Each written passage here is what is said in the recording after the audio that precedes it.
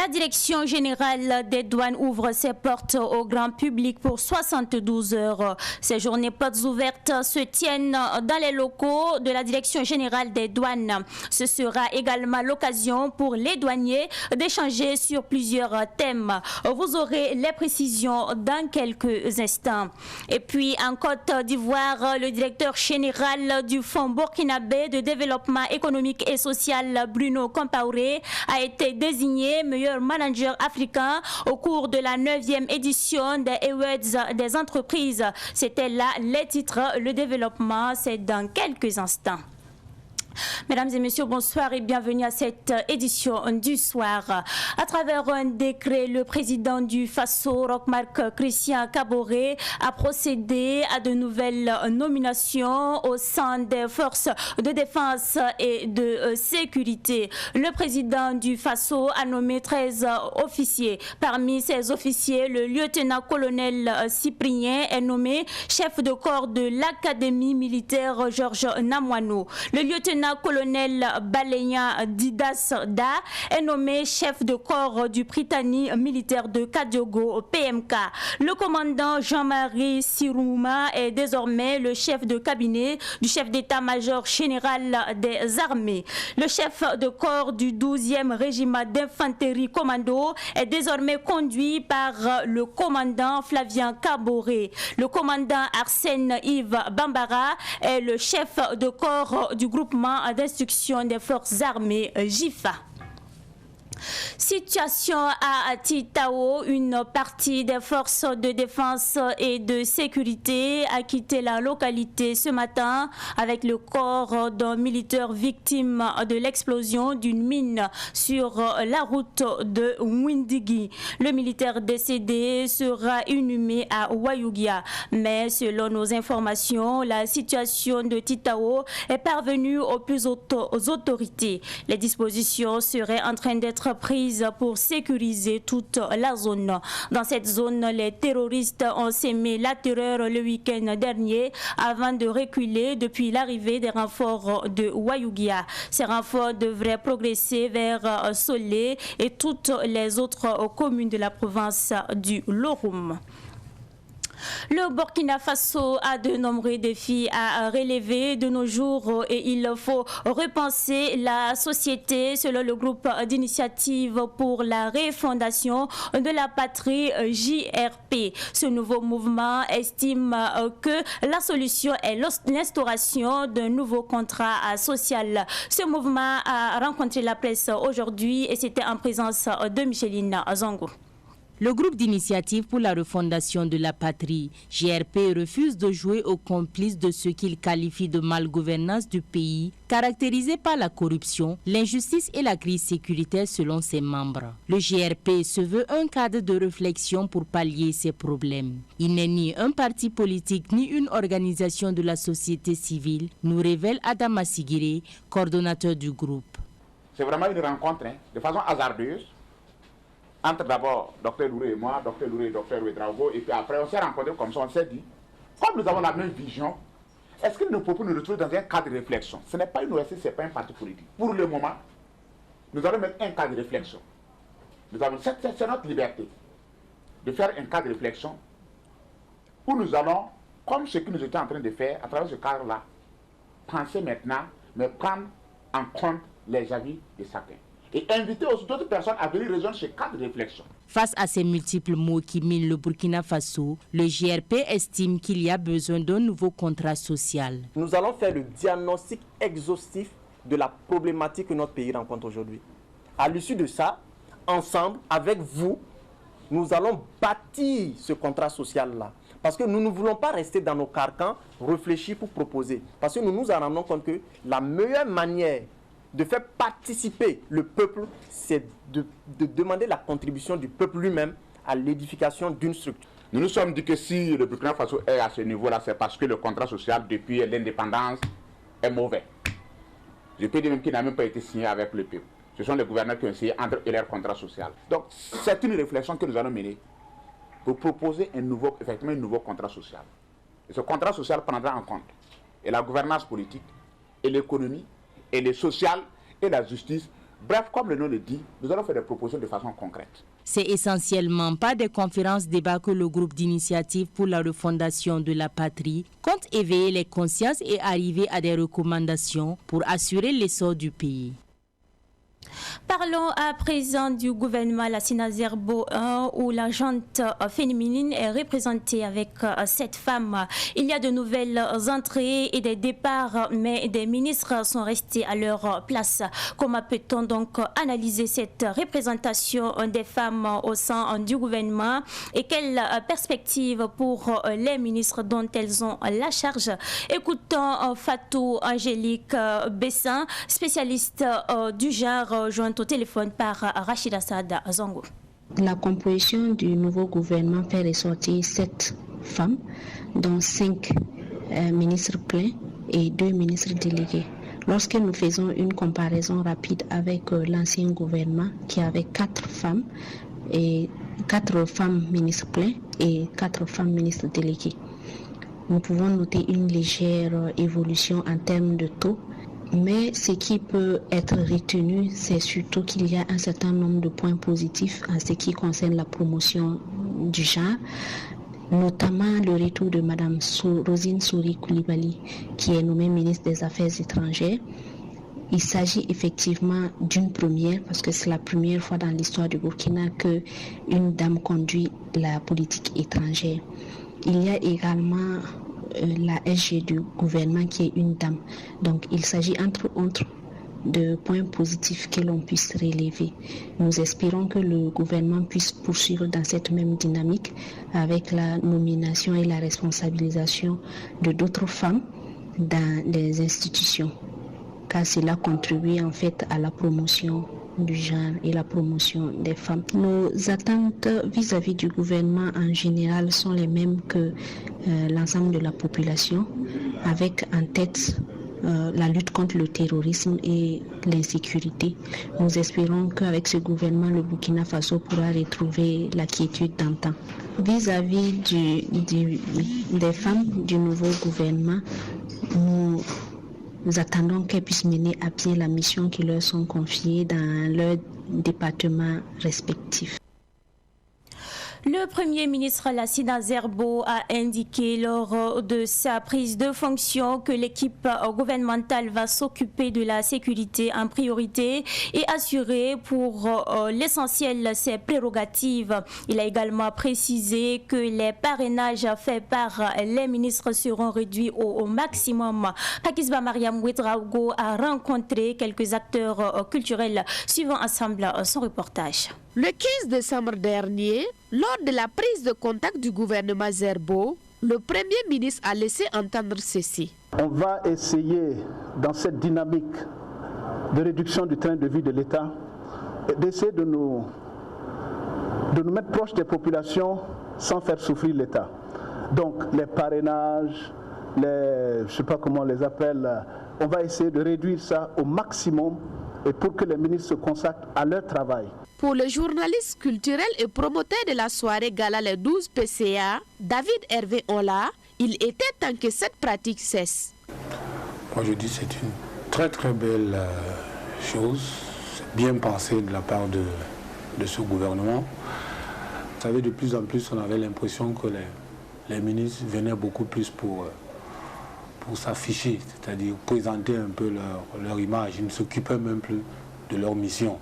On voyait ça et là, à peine 48 heures, les ministres justement demandaient même justement à s'afficher, à être parrain des événements, alors que ce n'est pas leur rôle régalien. Le rôle régalien justement c'est de remplir les missions par le biais justement des activités qui seront en cours. Autre chose également, il y a certains ministres, certains ministères qui intervenaient dans les départements qui ne les regardaient pas. Donc pour moi c'est une façon aussi un peu de réguler un peu ce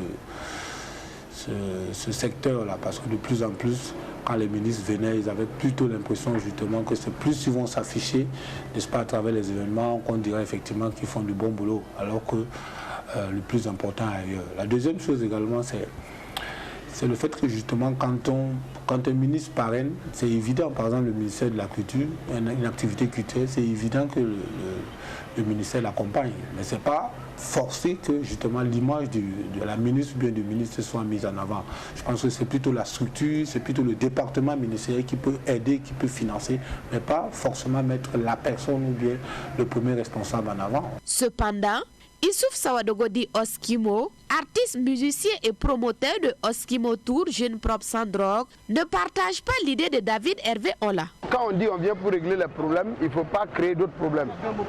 Parce que nous sommes des acteurs culturels aussi qui mènent au développement du pays. Donc aujourd'hui, pour mener une activité au Burkina, on sait que quand on n'a pas un parrain, que ce soit un ministre ou un DG, c'est compliqué.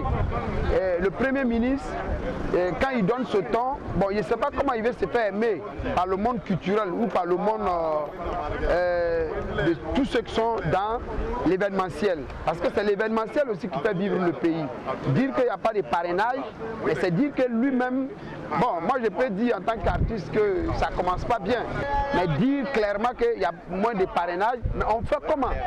Ou bien le Premier ministre a une autre solution pour les acteurs comment on appelle ça, culturels, ou le Premier ministre a aussi peut-être comment on appelle ça, un autre moyen pour que les artistes ou le monde événementiel puisse vivre. Parce qu'il s'agit de ça. Il ne faut pas venir couper le travail des autres. Pour David Hervé Ola, cette décision du gouvernement Zerbo n'entrave en rien l'organisation d'événements au Burkina Faso. Ne confondons pas le parrainage et l'accompagnement, parce que parrainer, ce n'est pas le ministre qui parraine, ce n'est pas le ministre qui enlève son argent de la poche, ce n'est pas son image qu'on a besoin de voir, c'est le département ministériel qui doit accompagner. Moi, je ne vois pas pourquoi un ministre doit parrainer, parce que quand on dit un ministre parraine, cela veut dire que le ministre enlève forcément l'argent ou bien aide physiquement, personnellement à l'activité. C'est le ministère qui doit accompagner les activités. Ben, une personnalité politique ou bien un ministre, pour moi, j'estime qu'il ne doit pas parrainer. C'est sa structure. Il y a tout un département qui est là pour accompagner, il y a un service technique qui est là pour accompagner justement les activités culturelles, mais ce n'est pas le ministre justement qui doit être mis en avant. Donc pour moi, ça ne prendra pas un coup, hein, parce que ce n'est pas le fait qu'on dit que le ministre ou bien la ministre ne va pas parrainer qu'automatiquement ça veut forcément dire qu'on n'aura pas de financement, le ministère n'aura pas, l'activité n'aura pas de financement. Je dis non. Il faut qu'on voit la nuance. Ce n'est pas parce qu'on a décidé, le gouvernement a décidé qu'on veut pouvoir les images des ministres, mais les ministres ne doivent pas parrainer que le ministère ne doit pas accompagner les activités culturelles. Moi, je ne vois pas ça comme ça. À moins que, pour être plus clair, il faut le dire clairement que les ministères n'accompagnent plus les événements culturels bien à caractère. Je ne sais pas comment ils peuvent expliquer ça. Là, on comprendra et puis on saura comment réagir. Une chose est sûre, cette question de diminution des parrainages annoncée par le Premier ministre suscite déjà des réactions au sein de l'opinion. Reste à voir son application sur le terrain. La Direction générale des douanes, en collaboration avec le ministère de l'économie et des finances, a ouvert ce matin ces journées portes ouvertes. Ces journées portes ouvertes se tiennent sous le thème « Une douane moderne pour une optimisation des recettes budgétaires dans un contexte d'insécurité ». Et pour ces 72 heures de journée portes ouvertes, plusieurs activités sont au programme, telles que une collecte de sang au profit des malades, des dons aux veuves et aux orphelins, des forces de défense et de sécurité, mais également aux déplacés internes. Issa Oumaratier nous en dit plus.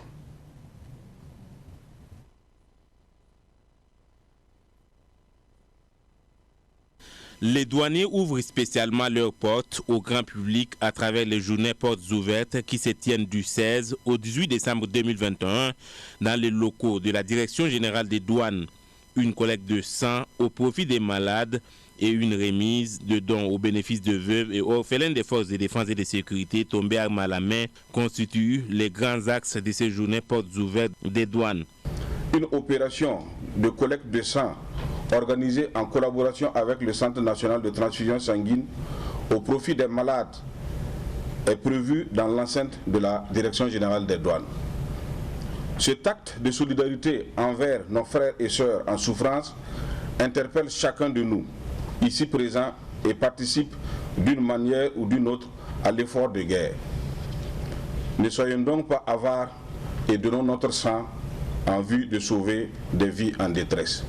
Ces journées portes ouvertes se déroulent sous le thème « Une douane moderne pour une optimisation des recettes budgétaires dans un contexte d'insécurité », d'où l'appel du secrétaire général du ministère des Finances aux douaniers de changer leur stratégie de travail en ce moment d'insécurité. La thématique, puisque l'idée c'est de voir comment optimiser la mobilisation des ressources dans un contexte sécuritaire aussi difficile.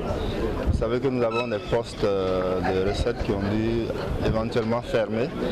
Donc ça oblige à une autre manière de travailler, à une nouvelle organisation sur le territoire national. Parce qu'il y a des zones qui sont d'accès difficile et pourtant les objectifs de développement ne se sont pas réduits, bien au contraire, parce que le contexte fait qu'on a encore besoin de plus de ressources. Donc c'est une occasion de revoir les méthodes de travail pour pouvoir atteindre les objectifs au niveau de la mobilisation des ressources douanières. Au cours de ces 3 jours, les douaniers échangent sur des sous-thèmes tels que modernisation de l'administration douanière, lutte contre la fraude et sensibilisation au civisme fiscal et facilitation et célérité des échanges. Cette fois-ci, nous nous rendons en Côte d'Ivoire pour parler des Awards des entreprises. En effet, la 3e édition des Awards des entreprises qui célèbre l'excellence en prima, les top management des entreprises africaines, s'est tenue le samedi dernier à Abidjan en Côte d'Ivoire. Bruno Compaoré, directeur du Fonds burkinabé de développement économique et social, a reçu une distinction au titre de meilleur manager africain. Retour sur cette cérémonie avec Zongo, Boukari Zongo depuis la Côte d'Ivoire, notre correspondant. Les Awards des entreprises est un événement majeur pour célébrer l'excellence en primant les top management des entreprises africaines au cours d'une belle soirée. La 3e édition a eu lieu ce samedi 11 décembre 2021 à Abidjan, en présence des hautes personnalités gouvernementales, diplomatiques et des références du monde des affaires. Bruno Compaoré, DG du Fonds burkinabé de développement économique et social, a été primé à cette occasion pour sa bonne politique de promotion des entreprises privées au Burkina Faso. Le Fonds burkinabé de développement économique et social est un fonds qui existe depuis 1975, qui est comme le bras financier destiné à promouvoir le secteur privé à travers, bien entendu, des investissements structurants. Donc, c'est un fonds qui est toujours utilisé dans le sens d'appuyer le secteur privé. Et vous voyez que les awards aujourd'hui sont destinés à primer les entreprises privées. Donc, je crois que c'est en cela, certainement, que les membres du jury ont voulu porter les regards cette fois-ci sur le Fonds burkinabé à travers ma modeste personne.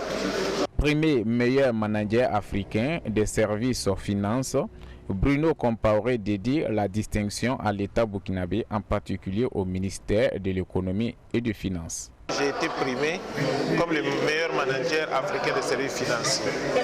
Cette distinction est une distinction de l'État burkinabé, notamment le ministère de l'économie et des finances, et en particulier le Fonds burkinabé de développement économique et social. Cette reconnaissance n'est pas une reconnaissance privée, mais c'est une reconnaissance d'une institution qui a été primée dans un pays frère, la Côte d'Ivoire. Les raisons de sa nomination ne sont pas fortuites, nous explique le président du comité des Awards des entreprises. Voilà un monsieur qui a une entreprise qui ouvre le maire, qui donne l'opportunité à des gens d'entreprendre et de se faire des ressources, de créer des recherches, d'employer des personnes. Et donc cette personne-là a besoin d'être distinguée et d'être nominée. Et c'est pourquoi nous avons tenu à ce qu'il soit là, pour qu'il soit honoré devant ses pairs africains. Notons que Bruno Compaoré était l'invité spécial. Il a reçu son trophée et son diplôme des mains du représentant du ministre ivoirien de l'économie et des finances, parrain de la cérémonie.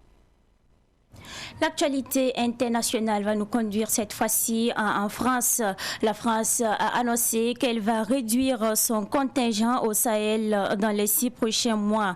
Il va passer de plus de 5 000 à 3 000 hommes. C'est une annonce faite par le commandant de l'opération Barkhane, le général Laurent Michon. Il a indiqué dans un entretien que cette réduction de l'effectif intervient dans le cadre d'une vaste réorganisation du dispositif dispositif militaire. Selon lui, la première phase, le désengagement de l'extrême nord malien, c'est-à-dire Tombouctou, Kidal, Tessalit, est en train de se terminer. Sur ces sites, le rapport de forces militaires reste inchangé, car les forces françaises ont été relevées par les forces maliennes FAMA. La deuxième phase va débuter au prochain semestre. Il s'agira de réarticuler à la fois le commandement et les forces essentiellement au Mali. Pour l'heure, le nouveau dispositif n'a pas encore été détaillé, mais la transformation de Barkhane a déjà inclus le transfert des bases de Kidal, Tessalit et Tombouctou aux forces maliennes. Retour au Burkina Faso et cette fois-ci nous parlons d'une page triste. Le monde des médias est en deuil. Roger Ninkiema, journaliste et promoteur de la radio communautaire Salankoloto, est décédé hier. L'annonce a été faite par l'association des retraités de la communication et de l'information ARCI. Roger Ninkiema est l'un des pionniers des professionnels des médias au Burkina Faso. Il a fait ses premiers pas en France et à Dakar à l'école des études de la communication, des formations qui lui ont permis d'affûter sa pratique du métier et de gravir des échelons dans le milieu professionnel. Roger Ninkiema est aussi connu à travers la distinction Homme de l'année, une initiative portée par sa radio Salankoloto. Plusieurs personnalités ont été distinguées à travers cette reconnaissance. Il y a eu une vie avant la mort, disait donc Didier Baquet. Roger Ninkiema, que ton âme repose en paix. C'est également la fin de cette édition. Merci à vous qui nous avez suivis. L'info continue sur Savane TV, car à 19h45, Solange Sawadgo vous retrouve pour le journal en langue nationale.